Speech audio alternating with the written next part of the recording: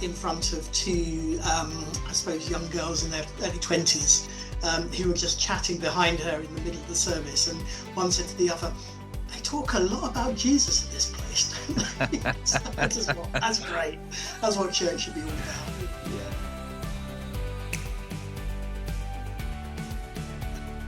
Well, hello and welcome to the Church Office Podcast. My name is Gavin Smith, and it's a joy today to welcome you to our Admin and Ops podcast. We love talking about all the ministry that happens behind the scenes, and we love talking to administrators and operations staff. We love pastors who are listening in and leaders who are engaging with our podcast. So thank you so much for listening. And this might be one of our last podcasts of the year. And I've got a special guest, Mark Parsons, on. How are you, mate? Good to have you on the podcast. Is that the best way of describing the run up to Christmas? I think, was it a week till Christmas Eve we're recording this, aren't we? So I know. Yeah. I'm doing fine. I'm still smiling. I'm still smiling with crooked teeth and all that. So yeah. Catherine and I have spent ages trying to find someone who's actually free as a run up to Christmas. And well, you owe me big time for this, I'm telling you. So yeah. Mark was my victim, and he kindly agreed at the last minute. And I was like, "We've got to get one in on Christmas before we get there." Having a tea break while we do this. So, surviving Christmas is our topic, and obviously, we want to make the most of this season, not just, mainly for the opportunity to preach the gospel, isn't it, and share the good news of Jesus, and that's kind of a real opportunity, isn't it, in the culture to be able to engage people. Mark, remind people on the podcast where you're based and what you're involved in Bristol. If you know Bristol, you'll know the Clifton Suspension Bridge. If you come over the bridge into Bristol, our church is just in front of you. So, and I'm ops manager here. Been here for 13 years now. So, yeah, wow. Christchurch Clifton. Yeah, amazing. And Mark and I work together in UCAN as directors, and Mark's the chair of UCAN, and we've developed a great friendship and a great camaraderie together of kind of serving our local churches in the same role, and it's been a joy. I've been on staff here at 21, almost 22 years in January it'll be, so I can we love this post, and it's a joy to kind of serve together on this. So Christmas started a number of weeks ago for you, didn't it, in terms of the event? You've got a local event that happens. Tell us about that. Yeah, so we are, although we're in a city, we're in an area of Bristol called Clifton, which calls itself Clifton Village, which always makes me laugh because it's about as unlike a village as you could possibly imagine. But the local traders, they club together and they put up what they claim to be the biggest Christmas tree in the southwest. Yeah. And it goes up at the beginning of November. And we get invited to go along and bless the tree, which is hilarious, and sing some carols. So that was at the beginning of November. We took a little team from Christchurch to go and sing some carols, and we blessed the people who came to watch the tree being lit. And then they got a couple of the Bristol Bears ladies who had been in the Rugby World Cup recently to come and actually press the button and turn the tree lights on. So so that and that basically means that we have to be ready to go with all our publicity and all our events by the beginning of November, because we use it as an opportunity to hand out loads of flyers and invite people to come. Amazing. So you've started this right at the beginning of November, and people say to me, "Don't start talking about Christmas until the 1st of December." Mate, I love that. I love the fact that you didn't follow the brief either. Was that your vicar not blessing the tree, rather bless the people who turn up? I like exactly, that. Yeah. I love that. And you're at a stage at the church where your vicar is now retired, isn't he? And you're that's right. So we've been in the middle. We've been in what the Church of England called a vacancy. So we've our vicar Paul left at the end of August.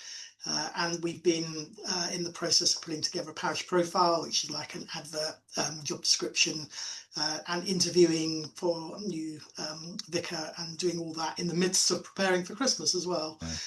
So it's been a busy season. It has been a busy season. And I love the fact that you know, when we were talking privately, you were saying to me that, you know, the temptation is to go, okay, we haven't got a vicar, let's just kind of go slow and wind it down. But you guys as a leadership team there have taken a totally different approach. Fill us in on that. Yeah, we wanted to build momentum really, so that when our new vicar arrives, and we now know that he'll be arriving in the spring, that he's not coming into a church that's effectively gone into hibernation for the winter, but one that is still accelerating, motoring along, and something exciting for him to join. So yeah, so we've been doing that with a slightly reduced team at senior level, but it's been very rewarding. We've seen God do some amazing things actually over the last Yeah. 4 months, I guess, since Yeah. Paul left. I love that. I love that. And you were describing to me one of the days that you kind of did a maintenance day on the church Yeah, building, and you got everyone together, and you had a counter going, didn't you? Fill me in on that before we get yeah, into we did. Christmas. So we did a I thing called love Big that. Church Family Day, which we thought, we did it right at the beginning of September, as soon as everybody was back at school, and it was really two aims really. One was to just get loads of jobs done around the building, which had been hanging around for ages. But the main one was to bring the church family together and go, it's business as usual, guys. We're not, just because Paul and Jackie have left, it doesn't mean the church is going to grind to a halt. We're still church family. We're still going to do things together. So I think we had 150 jobs that we wanted to get done. Amazing. The course of the day, we had 100 people come along and sign up, which for us is amazing, on a Saturday. And we had this idea that we thought what would be fun is on all the screens around the building we'll have a little task completed counter. So we made this little thing in PowerPoint, and it just went task completed, started at 0, went all the way up to 150. And every time somebody completed a task, they could press the little clicker button that the clergy normally use when they're preaching, and it would increase the number on the screens. But more importantly, it would do a big round of applause coming out the church sound system. And people loved it. They absolutely loved it. And the kids particularly were like, "Oh, I've done a job. Can I press the button? Yeah, Yeah, yeah, yeah. yay!" So it's great. It was really good. I love that. I love that. That is so good, and just a real inspiring idea to kind of gather the church together and do that. And maintenance needs a lot of that, doesn't it? So particularly in your fantastic old building, it's beautiful. There must be jobs all the time. We're deviating. Sorry, that's my fault because I just love those things. I just think they're great to share on the podcast because they're just a really good idea. Kids getting up there and getting involved and pressing the button Yeah. and just seeing jobs done and family life coming, church family coming together to serve is just wonderful. Um, let's talk about the Christmas program then, because Yes. I always feel like we kind of cheat at Christmas because ours is quite light touch really. I mean, Yeah. we've got kind of Sundays where we're like this Sunday coming 21st, where we've got a choir happening, we've got loads of people who have been invited. There's a bit of a reception stuff happening, and then we do our carol service on the 23rd, and then we're finished until we have the Sunday the 28th off, and then we get back in year. Yeah. So it's a real kind of shutdown. I think that's one of the things I love about Christmas is it really is a good break. So tell me your schedule, which might look a little different to that, Yeah, Mark. I think it probably does look a little different actually, Gavin. I'm not jealous at all. So yeah, so obviously we start with the lighting of the Christmas tree back in November. Then at the end of November we do our Christmas market, which we do every year, and we have about 30 stall holders who come along to that. It's a mixture of church people who are very creative and local businesses that we want to support. And we get about 1,000 people come through the doors of the building that day. And Wow. our main aim really is to invite people to Yeah. start. So we are on the door welcoming people, but as they're leaving, we're inviting them to come to our Christmas events and our Christmas services. And then Christmas itself starts for us. Last weekend, I guess last Sunday, Sunday the 14th, we had our two big carol services in the Yeah. evening, so 5 o'clock and 8 o'clock. Kind of contemporary feel to them, but they're our Yeah. main events, and just a fantastic opportunity to preach the gospel. Yeah. Again, one of the great things about not having a vicar is you don't have to have the vicar preach at these things. So we got one of our young adults to preach. She's heading up our Alpha course in January, and said to her, "Why don't you just use it as an opportunity to preach the gospel, invite people to Alpha?" And that's what Great. she did. She did an absolutely fantastic job. And one of the best comments I heard was our youth pastor Beth was sitting in front of two, I suppose, young girls in their early 20s who were just chatting behind her in the middle of the service. And one said to the other, They talk a lot about Jesus at this place, don't they? That's great. That's what church should be all about. Yeah. Yeah, So that was last Sunday.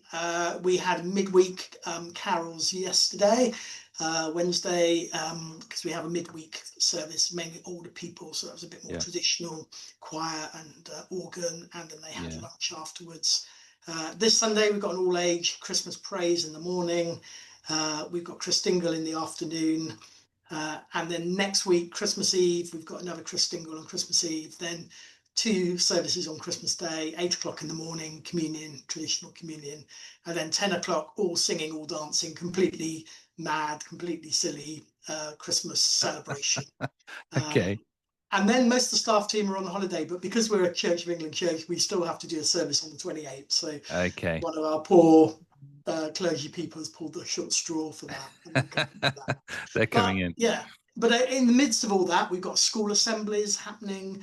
Yeah, Uh, so we've had several of the local schools come in to use the building for their assemblies and things like that, and they all have to be done in the midst of it. So I couldn't tell you how yeah. many times I've moved chairs in the last Oh man, kind of I seven mean, days. Too it's like many. all hands to the deck, isn't it, All man? hands to the deck. Yeah. It's Yeah. um, it's wild, yeah. And I always find this time like quite busy, and just in the last couple of weeks, I've written so many Christmas cards of like thank yous and sending them off to people and just wanting to honor people in different ways. And like I find Christmas is a kind of real opportunity, isn't it, to kind of be able to bless people and do that, Yeah. and thank them for their service. So that's where I've probably been busier. We had a good staff kind of Christmas party. This year we opted for not going out for dinner. And it's like we've taken them out for dinner most years. And I don't know about you, Mark, but it just ends up being quite an expensive thing. Yeah. 40, £50 a head. And you can sometimes just sit next to one or two people, and they're the people that you spend the whole time with. And so I was like, right, let's just shake it up this year. And I don't know if all staff really appreciated it or not, but I loved it. And we booked a chef to come, and he Okay. just did like French food and just did a whole bunch of stuff. And we had someone who was like a kind of comic like drawer, Okay. and he came along and was drawing stuff and having a bit of fun, and it was great music. And I felt like it was really more honoring because we could say and thank people more intentionally than you could in a restaurant or something like that. And I don't know exactly what everyone does church wise and church teams, but that was Yeah, our experience. we're similar. We very rarely go out for dinner at Christmas, so we had ours on Tuesday, 2 days ago. We just met in the biggest house, the person with the biggest Yeah, house. We met there. One of the team who loves cooking did all the cooking for the food, and great. we did a quiz. So we had and it was Yes. great. Everybody who wanted to was able to bring a round of questions, so 8 questions. So we had 6 rounds on all sorts of diverse topics, and then we did it in teams, and we just had a great laugh. It was really good fun. So Yeah, I love that and stuff because sometimes these things can fall to one person. When you mentioned that, I was like, oh yeah, each person does a round, yeah, yeah. and on their specialty or on their thing. What did you do yours on? Mine was on the best Christmas song ever written, which is of course the Fairy Tale of New York by the Pogues and Kirsty MacColl. So yeah. Did people get your answers? Did they get it? Yeah, yeah. One team got 7 out of 8, which I thought was Okay, pretty good going because that's pretty good going. yeah, not all of us were born around in the 80s. So I yeah, know, I know. So, Mark, in terms of like refreshments, like this week now for us, we're getting ready with like refreshments, thinking about the carousel surf, and we normally do like a mulled wine, yeah. sherry, mince pies, orange juice for the kids and stuff. What kind of refreshments are you doing at a kind of carol service? Are you doing the typical things like that? Yeah, so we did our main carol service was last Sunday, and we had mince pies and mulled wine at that. So 150 bottles of mulled wine, and how many hundreds of mince pies went out Yeah. on Sunday, and then that's it in terms of refreshments. So Okay. this week it's about prepping 500 oranges for Christine. So Wow. yeah, but yeah. So the Chris Tingle service, tell me about that. What happens in that? I don't know. I really don't know where Christingle came from. But it's this. If you know what a Christingle is, it's a kind of orange with a candle stuck in the top of Mm. it, and there's a ribbon round it, and there's sweets that go on it, and Yeah, they all represent bits of the gospel message. And we just found that kids, particularly younger kids and their families, they just love it. They love it. yeah, yeah, So we get, whereas our kind of more carol services attract people who are perhaps a bit more familiar with church, or yeah, uh, Christingle is just really fringe. So we yeah, get loads of kids and families from the local primary school yeah. come along. They have no idea how to behave in church. It's a complete riot, and we just give them loads of sweets. Just make it worse by Just pouring the make it sugar worse, on. yeah. And then, but there's this magical moment in the middle of the Christingle where everyone's made their Christingle and they're all holding them, and we light the little candles on the top, and then just turn all the lights off in the building Aye, and sing brilliant. Silent Night, and it's really magical, and Aye, people sweet. love it. So I love that. I love that. Our outreach events were a bit different this year. So we normally had done like a big Christmas market, but we sort of did a pop-up Christmas market with our cafe, which brought a different kind of feel and crowd. And then we did like three wreath making sessions in three oh yeah. evenings, and then we got families together to do the gingerbread building of houses and stuff. And the wreath making, I've never seen anything so popular. They were fully booked. People signed up to them, brought their friends along to them. The kids one was great. I probably enjoyed the gingerbread one more than the others. Mm. But there was a sense this year of, like, for us, rather than going for kind of big events, how could we, relationally go out there and invite your friends to it? And our coffee shop is the first kind of Christmas we've really had it operational. So we were kind of like kind of extending our reach out from there. And yeah, I always wonder, what the kind of, we've got our Carol Service Tuesday, what the result of that is. Will people come back to that? And will they keep coming? And have you found that people have come to your first kind of services and then have gone, oh, I've really enjoyed that. Right, I'm going to come back to the next one.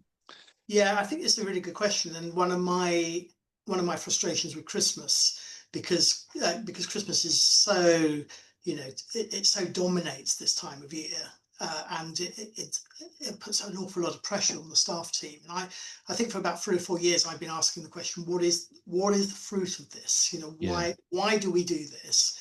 And what is the fruit that comes from it? And it's a really difficult question to answer. Mm, And it's partly because I think, particularly with us, because we're a Church of England church, we're kind of, we're part of, if you like, the establishment, although we wouldn't describe ourselves in yeah, that yeah, way. yeah, yeah, There's an expectation on us that we will do certain things in certain ways. yeah, And so Christmas becomes almost, it can become almost like an idol in a way. You yeah, don't yeah, don't touch Christmas, don't change Christmas, yeah.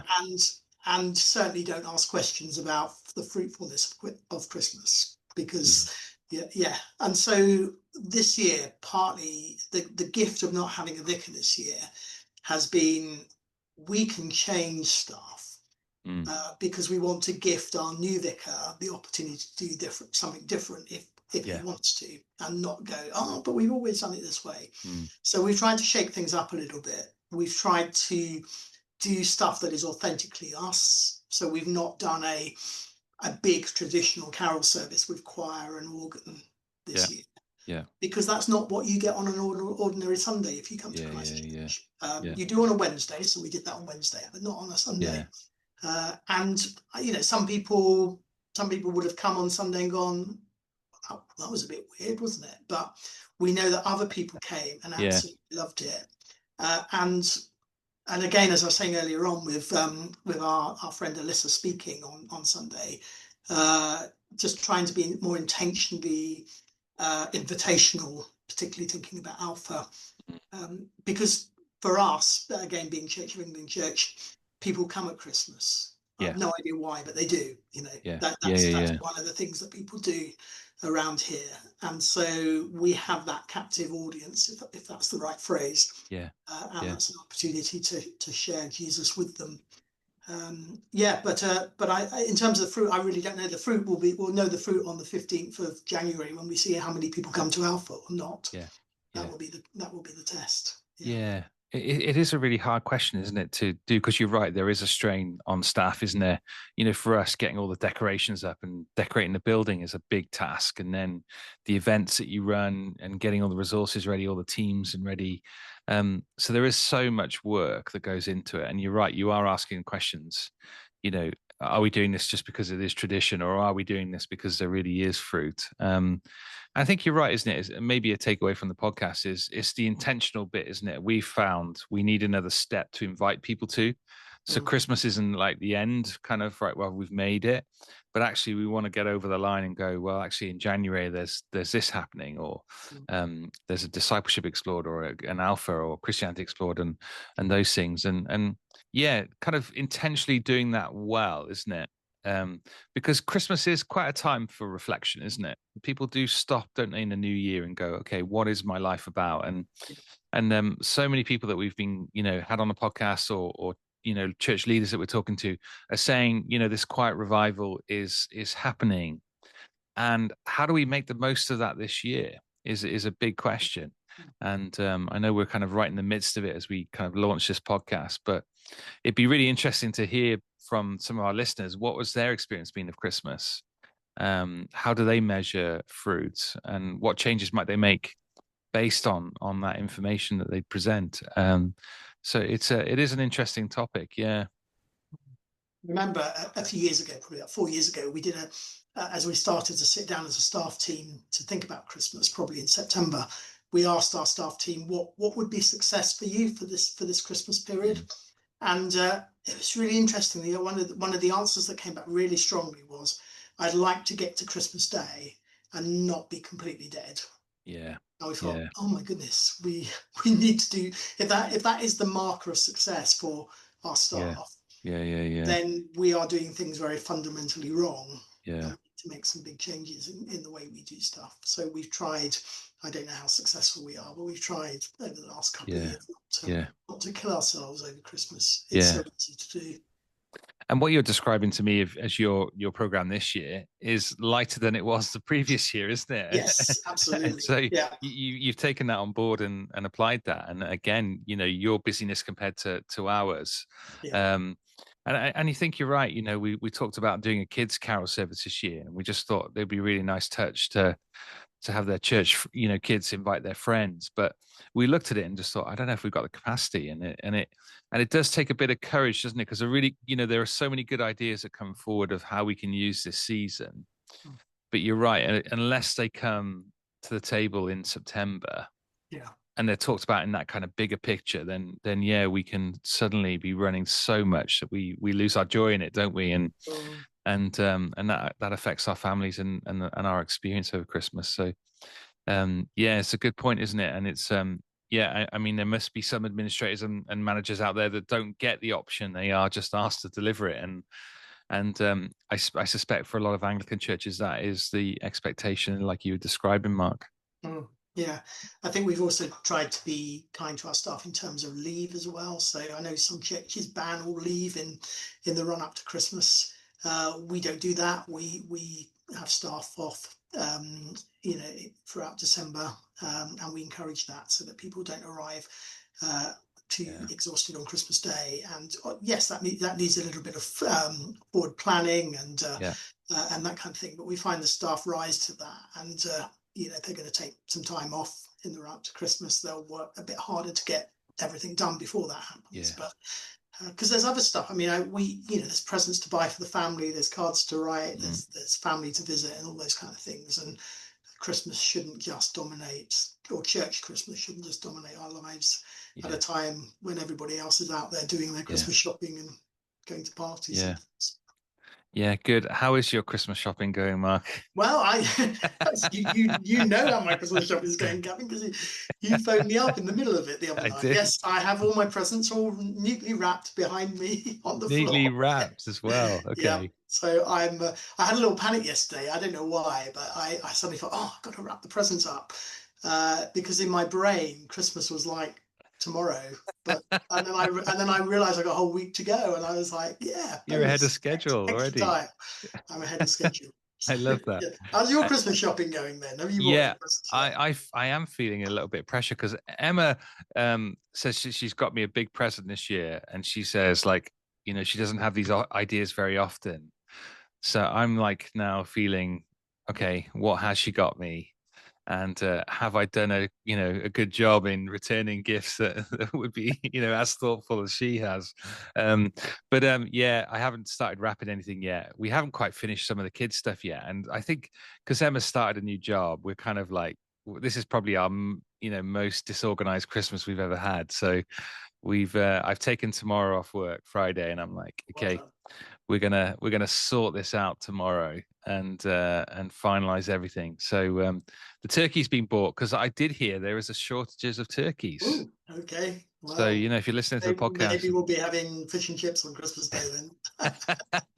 somebody said to me, "Oh, I don't really mind. I'll probably just get a chicken or a bit of beef or something." So yeah, not as worried about the tradition. So it's a great though, isn't it? Great time, and for those administrators and managers.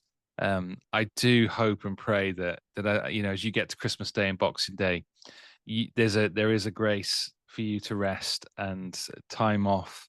And for us, we miss a Sunday, which is great. It just gives a little bit of space and time.